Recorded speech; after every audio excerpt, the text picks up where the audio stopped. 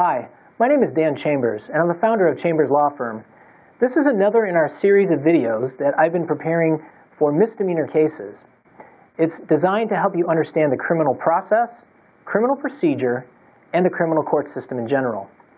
Today I want to talk about a slightly different aspect of sentencing, and that is, what are the consequences of a sentence for a misdemeanor? Well, that begs the question of which misdemeanor we're talking about. So this video will talk specifically about the sentences most commonly encountered in most misdemeanors. Obviously, your case will vary based on the specifics, such as your prior criminal record, whether you have any prior convictions of a similar type of offense, and a host of other factors. So today I'm going to talk about generally what the sentences are for the most common misdemeanors that are encountered. Let's start with DUIs.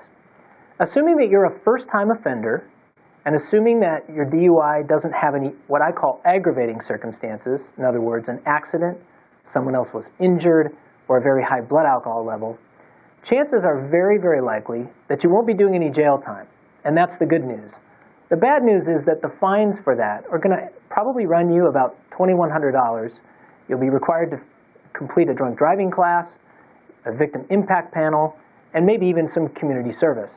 You'll also typically be placed on 3 years of summary probation, although in certain Southern California counties, it can be up to 5 years. Let's talk for a minute about spousal abuse or domestic abuse. Sometimes those charges can be filed as felonies, but if they are filed as a misdemeanor, they're still taken very, very seriously by the district attorney's office.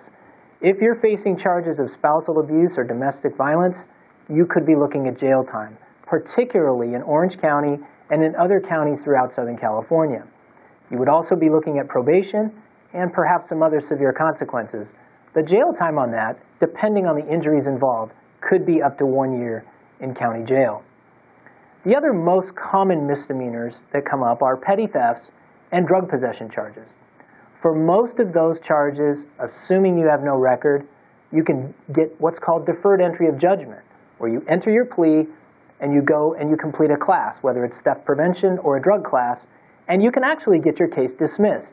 However, even if you find yourself being sentenced for those charges, most likely, again, you will not be facing any jail time, but you will be looking at 3 years of probation, completion of a class that's relevant to the charge you were convicted of, fines totaling several $100s, and possibly other consequences.